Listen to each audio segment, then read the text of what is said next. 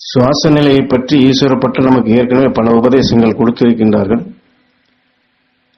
அதே போல இந்த பிறவி, இந்த சரீரம், இப்பொழுது நாம் பிறந்திருக்கக்கூடிய இந்த வாய்ப்பு, இது ஏற்கனவே நாம் பூர்வ ஜென்ம பயனாக இதற்கு முன் முதல் ஜென்மத்தில் அதில் விட்ட குறையை முடிக்கத்தான் இந்த பிறவி நாம் எடுக்க வந்திருக்கின்றோம், எடுத்திருக்கிறோம். என்றால் குழந்தைகள் பிறப்புக்கு வருவதே அத்தகைய நிலைகள் தான். சாதாரணமாக ஒருவர் உடலை விட்டு பிரிந்தாலும் அவருடைய சந்ததியினர் குறைந்தபட்சம் 100 வருடம் 200 வருடங்கள் அதற்குள் அவருடைய நினைவுகள் அனைத்தும் குறைந்த பின்புதான் போன சரீரத்தில் விட்ட நிலையை அது பெறுவதற்கான குடும்பமாக தேர்ந்தெடுத்து அத்தகைய தாய் தந்தையுடைய ஈர்ப்பிற்குள் சென்று இப்படித்தான் குழந்தை இயல்பாக பிறக்கக்கூடிய நிலை. அதைத்தான் இங்கே முதல்ல ஈஸ்வரப்பட்டு சுட்டி காட்டுகின்றார்கள்.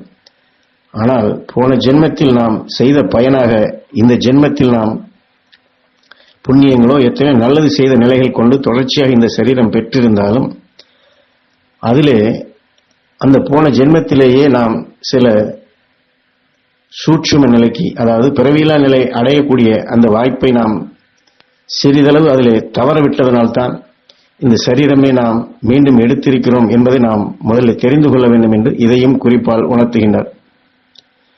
போன பிறவியிலேயே நாம் அந்த நிலை பெற்றிருந்தோம் என்றால் இந்த பிறவிக்கு வந்திருக்க மாட்டோம். ஆனால் அதில் விட்ட குறை, அதைத்தான் இங்கே சுட்டி காட்டுகின்றார். அதையே உயர்ந்த நிலையாக சுட்டிக்காட்டி, போன ஜென்மத்தில் நீ வைத்திருந்த ரிஷியின் தொடர்பினால் இந்த ஜென்மத்திலும் உன் எண்ணத்தை அவர் ஒருநிலைப்படுத்தி உன்னை வழிநடத்தி செல்கின்றார். ஆகவே காலநிலையை தவறவிட்டிடாதே. நமக்கு எத்தனை பேர் நன்மை செய்கின்றார்கள், உதவி செய்கின்றார்கள், இவர்கள்தான் எனக்கு மிகவும் வேண்டியவர் என்றெல்லாம் நாம் இன்று மனிதர்களை குறிப்பிட்டு சொல்லுகின்றோம். ஆனால் இங்கே போன ஜென்மத்திலிருந்து தொடர்பை, ஒரு ரிஷியினுடைய தொடர்பை ஈஸ்வரப்பட்டு இங்கே சுட்டி காட்டுகின்றார். என்றால் நமக்கு தெரியவில்லை, நமக்கு தெரிந்திருக்கவும் வாய்ப்பில்லை. ஆனால் எந்த ரிஷி நமக்கு வழி நடத்துகின்றாரோ அதே ரிஷி இந்த சந்தர்ப்பத்தில், அதாவது இப்பொழுது நாம் எடுத்திருக்கிற பிறவியிலும் நம்மை வழி நடத்தி கொண்டே இருக்கின்றார். என்றால் சப்த ரிஷிகள் என்று சொல்பவர்கள் தான் இது போன்ற சூரிய குடும்பங்களையும் அதிலே கோள்களையும் அதிலே பூமிகளையும் அதிலே மனிதன் வரை வளர்ச்சி பெறக்கூடிய அமைப்புகளையும் அவர்கள்தான் உருவாக்குவார்கள். ஆக நம்மை உருவாக்கியவர்கள் அவர்கள்தான்.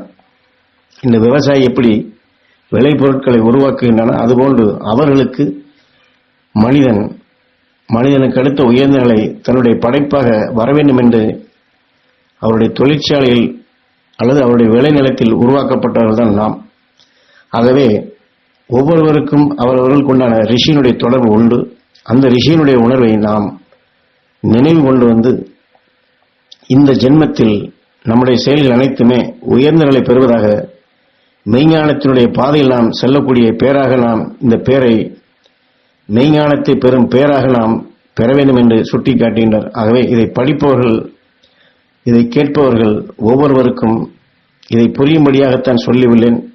ஆக யாரோ வந்து நமக்கு செய்து கொடுப்பதல்ல, அல்லது நாம் நினைக்கக்கூடிய மனிதர்களோ மற்றவர்களோ அல்ல, நம்மை வழிநடத்தக்கூடிய அந்த ரிஷி, அவருடைய தொடர்பை நாம் எடுத்துக்கொள்ள வேண்டும். இந்த சந்தர்ப்பத்தை நழுவ விடாதபடி அந்த மகரிஷியுடன் நீங்கள் ஐக்கியமாகுங்கள் என்று சொல்லுகின்றார். அந்த சப்தரிஷி மண்டல எல்லையை அடைய முற்படுங்கள். ஏனென்றால் இது ஈஸ்வரப்பற்று மட்டும் இந்த உபதேசத்தை இந்த அடிப்படையில் சொல்லவில்லை. ஞானகுருவும் பல இடங்களிலே ஒவ்வொருவருக்கும் அவர்களுக்கென்ற ஞானி அல்லது அந்த ரிஷியினுடைய தொடர்பு உண்டு என்பதையும் பலமுறை நமக்கு உணர்த்தியுள்ளாக ஈஸ்வரப்பற்றும் சரி ஞானகுருவும் சரி இதிலே தெளிவாக நமக்கு சொல்லுகின்றார்கள். ஏனால் அகஸ்தியரிலிருந்து எத்தனை ஞானிகள் மகரிஷிகளை பற்றி அவர் சொல்லியிருந்தாலும் அங்கே ரிஷி குடும்பங்களாக வாழ்ந்தவர் எண்ணில் அடங்காதவர் உண்டு. 30 முக்கோடி தேவாதி தேவர்கள் என்று சொல்வார்கள். ஆக நாமும் எத்தனையோ சரீரங்கள் பெற்று அதை வளர்ச்சி பெற்றுதான் மனிதனாக வந்திருக்கின்றோம். இந்த மனிதனாக வந்து இதுபோன்ற மெய்ஞானத்தின் பாதைக்கு நாம் செம்மையான நிலைகள் நாமே அந்த நிலை பெறுவதற்கு நமக்கு ஒரு உந்து சக்தியாக இது போன்ற ஞானிகள் ரிஷிகள் ஒவ்வொருவருக்குமே உண்டு. ஏனென்றால் இது இருவருமே இதை தெளிவாக நமக்கு பதிய வைக்கின்றார்கள். அந்த ரிஷியினுடைய தொடர்பிலே தான் நாம், என்னால் எங்கேயோ நாம் கையை காமிக்கின்றோம், எல்லாம் ஆண்டவனுக்குத்தான் தெரியும், ஆண்டவனுக்குத்தான் வெளிச்சம் என்று மேலே கையை காட்டுகின்றோம். ஆனால் எப்படி, ஏன், எது என்றால் ஒரு தாய் தந்தை இருவருமே தன் குழந்தையை அவர்தான் வளர்த்து ஆளாக்கி உயர்நிலை பெறச் செய்கின்றார். அதுபோன்றுதான் இது குடும்பம், சமுதாயம், இந்த உலகிற்கு அது சரியாக இருந்தாலும் மனிதன் ஓய்வடைய, பிறவியிலா நிலை அடைய, மனிதன் ரிஷித்தன்மை அடைய இதுபோன்ற ரிஷிகள் தான் சூட்சுமத்திலிருந்து நமக்கு வழிகாட்டுகின்றார்கள்.